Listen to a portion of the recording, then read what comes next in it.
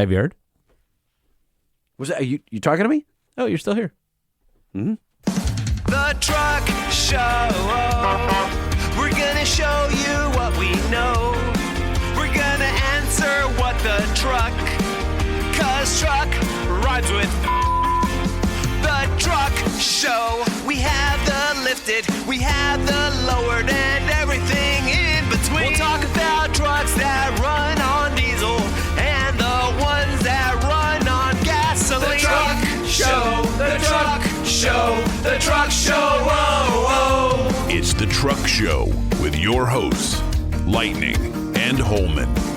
This episode of the Truck Show podcast, Have You Heard?, is proudly presented by Nissan. Nissan has a truck for every need, along with the legendary Nissan durability. Test drive your next truck at a local Nissan dealer today, or point your browser to nissanusa.com, where you can use the build and price tool to configure a Nissan truck that fits your lifestyle. And when you're thinking about adding power or improving fuel economy, Banks has over 65 years of experience. Whether it's cold air intakes or exhaust systems, tuning, throttle control, charge air cooling, lubrication components, and much more, no one offers smarter, safer, 50-state emissions-compliant performance parts than Gale Banks.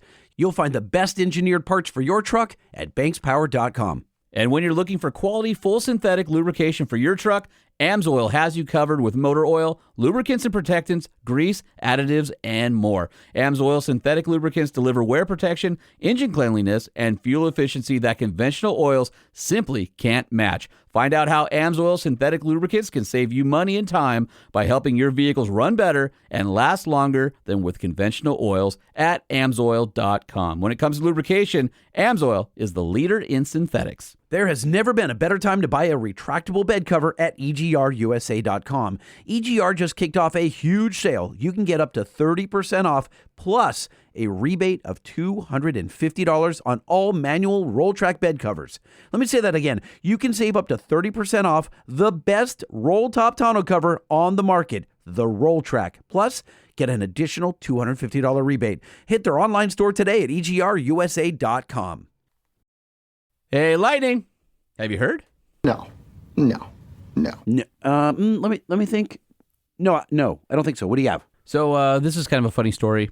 Remember that old ancient prehistoric GMC Savannah van in its counterpart Chevy? Yes, I think yes, the Savannah van. Just yes, a regular old van. You had one. Oh yeah, Right. The Express. Right. Yeah. Mm-hmm. Chevy Express with a 6.6. I had the LB.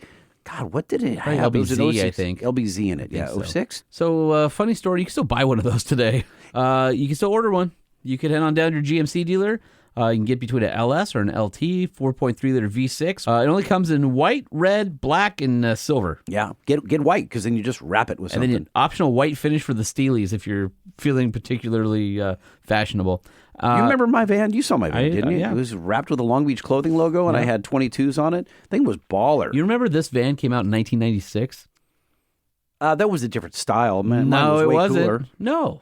It's the same damn body style. It's the same stupid van. Yes. Oh, you know what it was? They updated. I got in 06. It was the first year of the new grill. A dash and a grill. That doesn't count. Yeah. The body's the same. Okay. I'm just amazed that when you after put all this time. Wheels I and graduated from 30 series tires. Looks high good. school in 1996. This van is as old as my post-high school career. You graduated in 96? Yeah. What are you, 3? Yeah, you're just old. Yeah, well. Hey, Lightning, have you heard? No.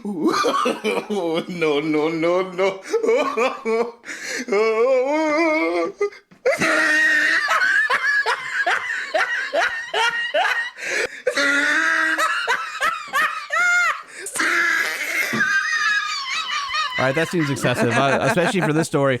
That cost-cutting son of a bitch, Carlos Tavares, stepped down from Stellantis. Yes, goodbye. Good, but step down. Peace out, homie. Don't let the door hit you in the butt on your way out. Carlos. THANKYOU. Thank you. You get nothing. You lose. No, I think he gets a lot. Good day, sir. Yeah, talk about one hell of a golden parachute. So apparently his cost-cutting style to save the brands hasn't exactly played well with the board of directors, and he was supposed to stay through 2026. That didn't happen. He recently stepped down. The interim executive committee, as told by STLPower.com, chaired by major stockholder and board chair John Elkin, but it includes Xavier Charoux, Ned Couric, Arnaud Deboeuf, Beatrice Faucher, Douglas Osterman, Max bunch of Picard. Peugeot peeps. That's my point, is absent is anybody who came up from Chrysler, Dodge, Mopar, Jeep, or Ram through America. Lame. None of the board is from our side of the fence, which a lot of people are like, man, Stellantis got greedy and they raised prices, and now everybody's not buying them because they're mad. And so I don't know that this group is going to bring it back. Beloved Ram, beloved Jeep, and it's you can't run our brands like you run Peugeot. You just can't. And the French are actively trying to ruin our beloved American brands, and I hope they aren't successful. You know what fans are saying about Ram? All right, you guys. Love you, mean it. Bye. Not coming back to the brand. That's bye. Love you, mean it. Yeah. I don't think they love them if they're not coming back. Oh. Anyway, I love our brands. I'm happy Tavares is gone, but there's more. There's more to it than that needs to happen. Hey, Lightning, have you heard?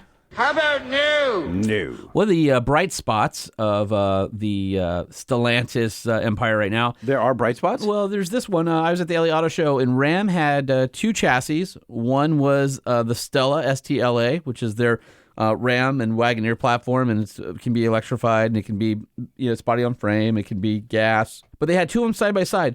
One was all EV, and one was the extended EV that had the Pentastar in it. So it was fun when I was taking my tours around. I'm like, you see the difference between these two? They're the exact same truck. One difference. And you tell the car guys, they're like, there's an engine in that one. I'm like, very good, but notice what's missing.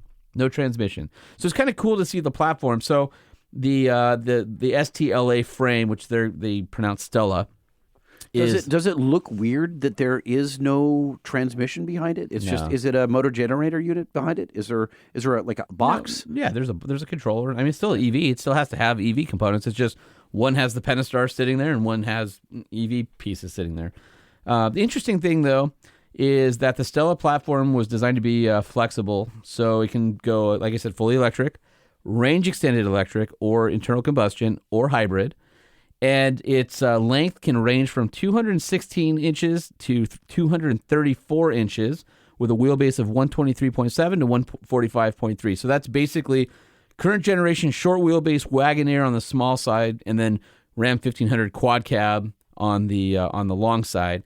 And then the architecture is capable of 10.3 inches of ground clearance, and you can have conventional or air suspension, go through 2 feet of water, regardless of whatever the powertrain design is.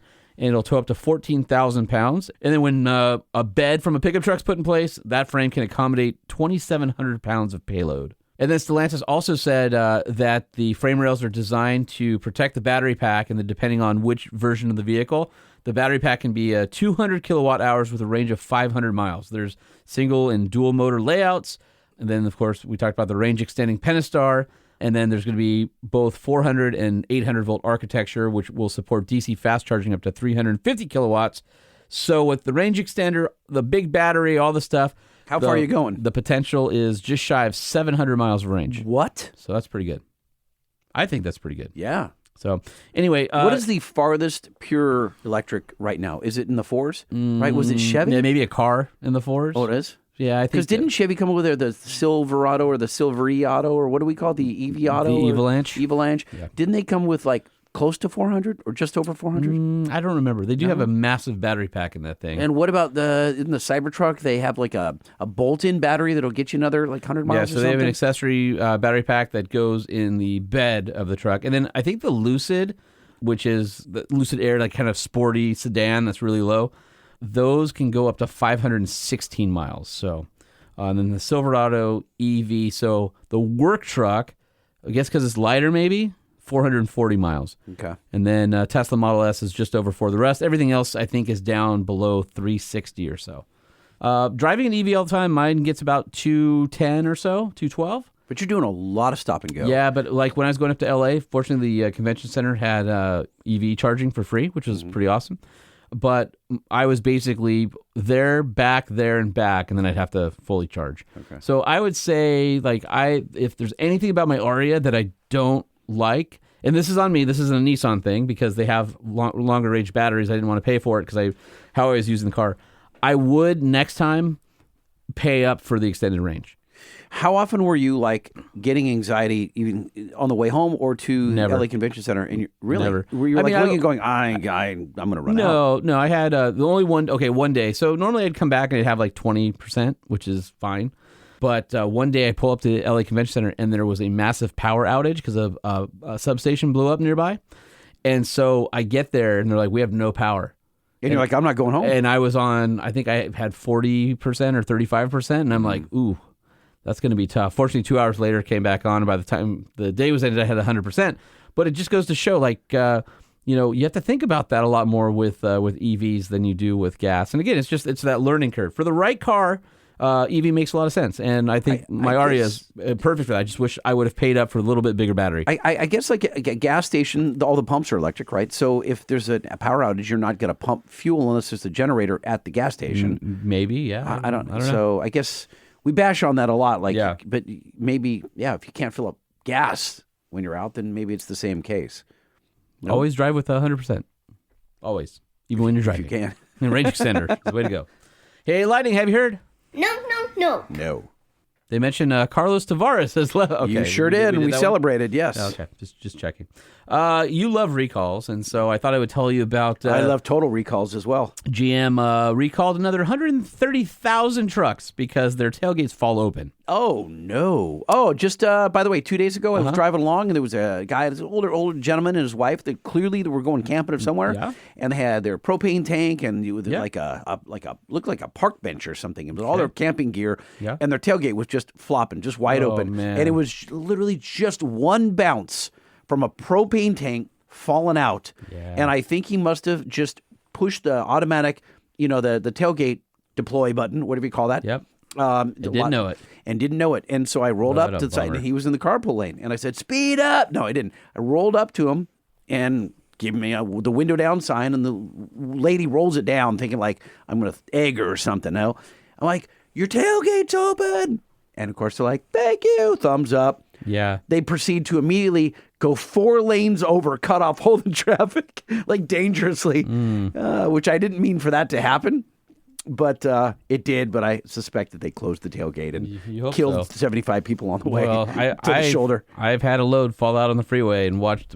I didn't know. Out of your pants? Nope, off the trailer, and I was watching people swerve behind me, thinking, "Well, that's odd." Oh, no. And I'm like, "Oh, that's me. I should probably pull over." Yeah, that What was anything expensive? load mats, horse mats that we use for loading the trailer. Yeah. Somebody didn't put the straps on the right way, and they started slipping out Yeah. under the ties as it was driving down the freeway. I saw a guy. They're 100 pounds each. I saw a guy on the 101 freeway. His tailgate opens and all these Pelican cases come out, Ooh. and I see RE cameras go everywhere. And you're like, for pick those of those you that suckers don't up. know, an RE camera is probably $30,000. Pick that sucker up. Oh. All right, Lightning, have you heard? I mean, no. Nissan of the Americas Regional SVP and Chief Planning Officer Pons Panikathira was on Motor Trend's The Inevitable podcast. Why he wasn't on our podcast, I'm very disappointed because he dropped some nuggets. Did he really? Well, that's all EV talk over there. Said, well, you would think. Talked about the Nissan Titan full-size truck how it's been discontinued, even though there's some left on dealer lots right now if you want to get one. Boo. And he basically said no to the Titan coming back as a battery electric or hybrid vehicle. He said it would be very expensive because of how competitive the segment is, and Ford, GM, Ram, and Toyota continue to dump large sums of money into designing, producing, marketing, and selling their full-size trucks, so it doesn't look like Nissan wants to go back into that area. There's, like I said, a lot of competition. But he did mention that the successful Frontier, which is in the top 5, usually 3 or 4 for midsize pickup sales, the 2025, which is available now at dealers if you want to go pick one up or check it out, says that they're actually looking at options to electrify the Frontier platform. Could be a range-extended EV or another type of hybrid, but they don't want to take away the ruggedness that is the Nissan Frontier. So there may be some electrification there. Hey, Lightning, have you heard? No, I have not. Chevy is celebrating, guess how many years of small block V8 engines? Oh, geez. Chevy small block. 50? 70. Oh, whoa. The first small block V8 was in the 1955 pickup trucks and cars. Oh, yeah. And since then, Yeah. and then this doesn't count big block V8s or diesel V8s, okay?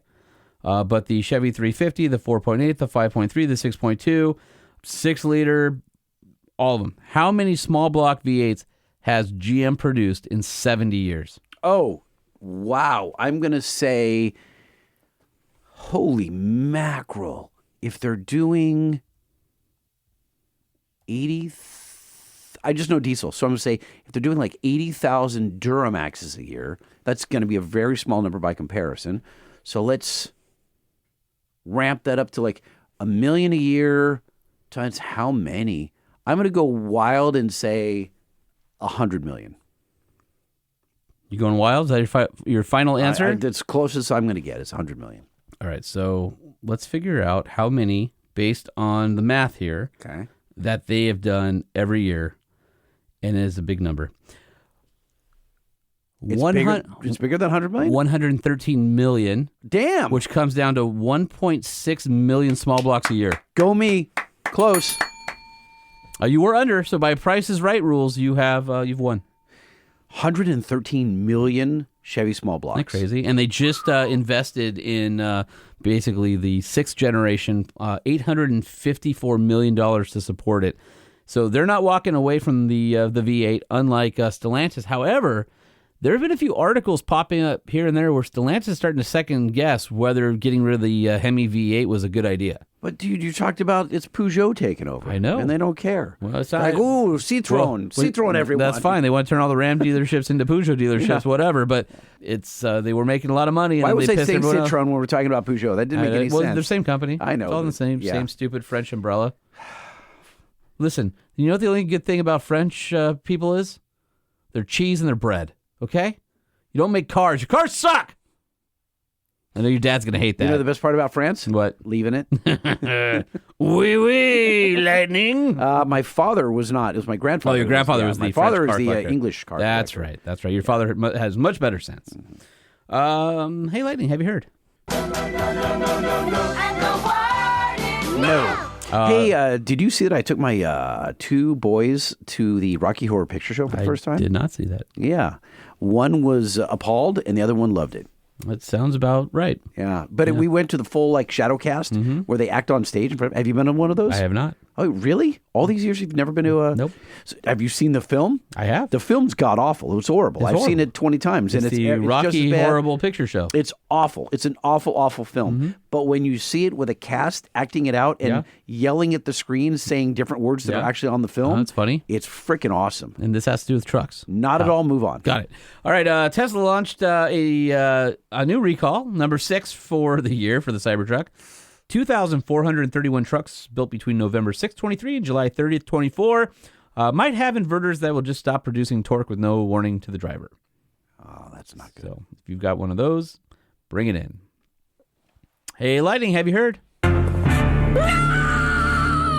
NHTSA fines Ford $165 million because they didn't recall their vehicles with defective rear-view cameras fast enough. It's the second largest behind the Takata airbag fiasco.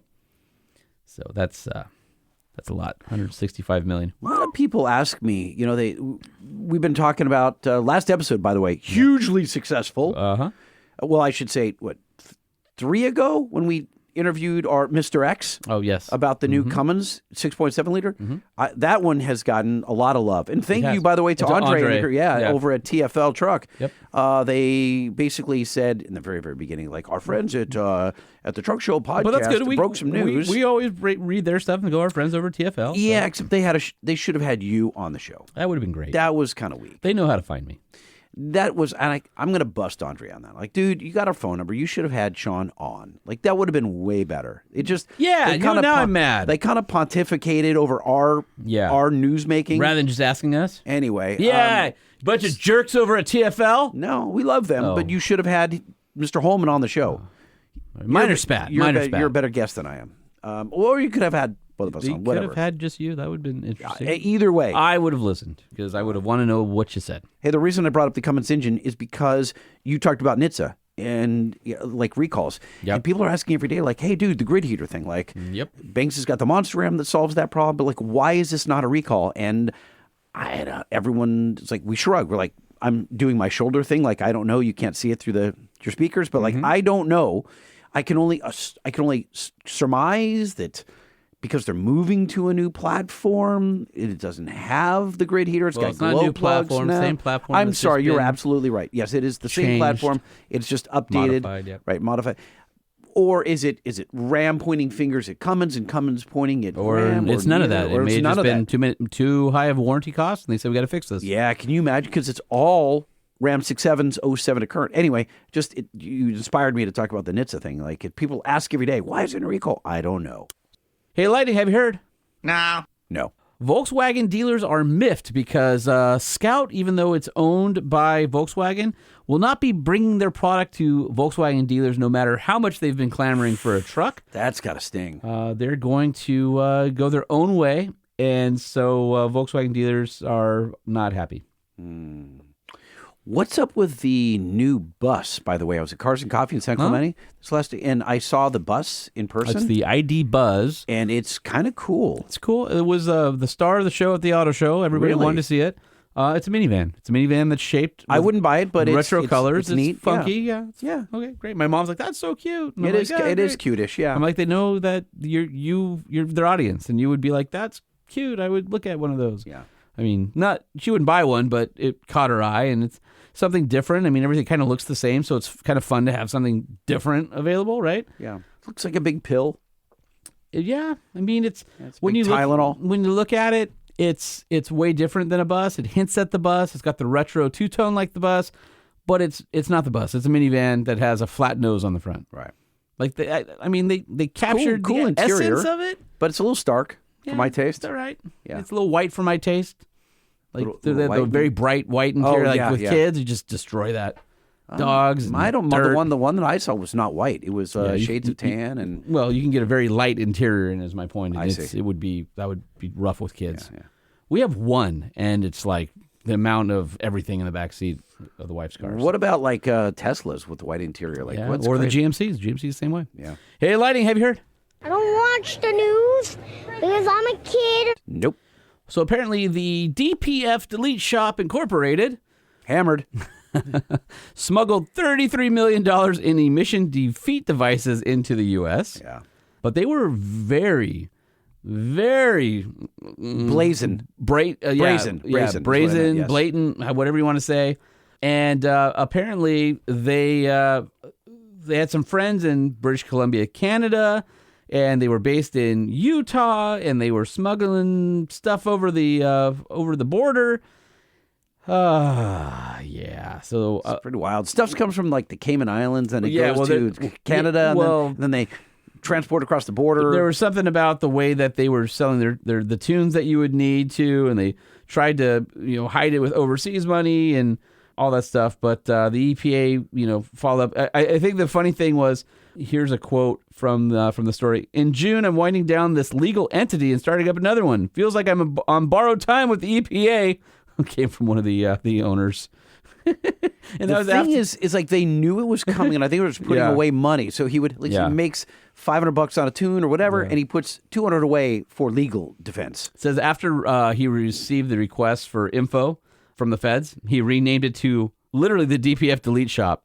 Like are you just you couldn't call it like robin eggs or something, or fluffy unicorn farts or something? No, you call it what it is. Like It should have been called Thunder and Muncie. even Thunder might be a little bit. Call back to the last show. Yeah, I know. I get it.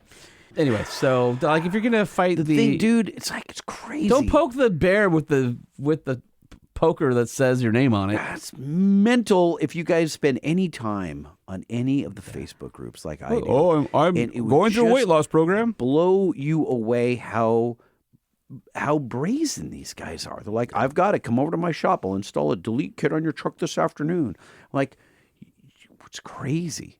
It's if you did that with drugs, if you did that with cocaine, Yeah. which is the government appears to hate delete kits as much as cocaine, or maybe worse. Or worse. You know, it's like, it's nuts. You'd get hammered. I mean, the point is they're asking for it. Yeah. And they got it. Hey, Lightning, have you heard? No. One last story here. The 2025 Chevy Silverado 1500, you can get a new off-road appearance package. What does that mean? Well, the appearance package adds...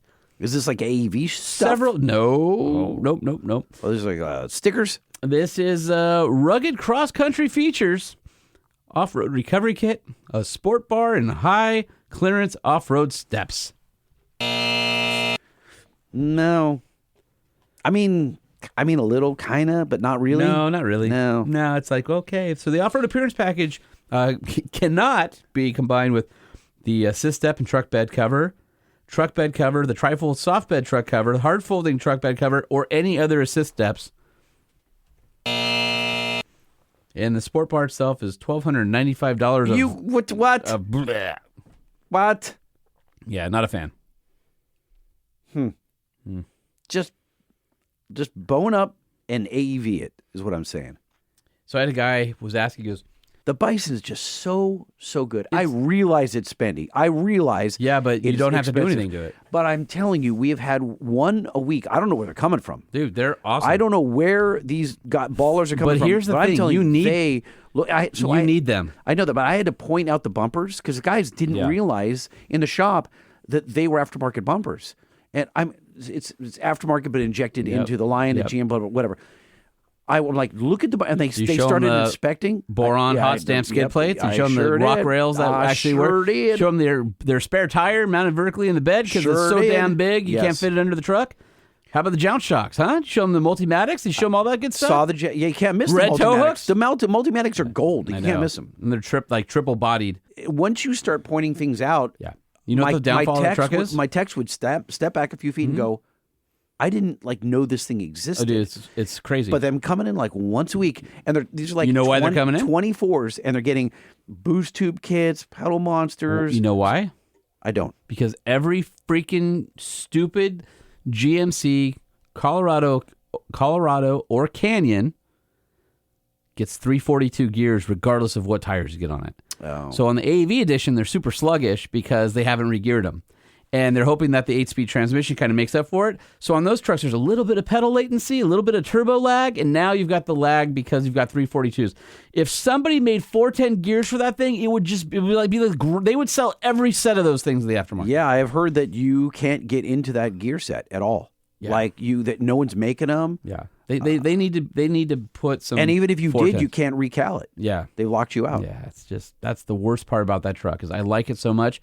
It just needs some different gears and it would be so much better. Mm-hmm. Not that it's bad, because it's not. It's a hell of a truck.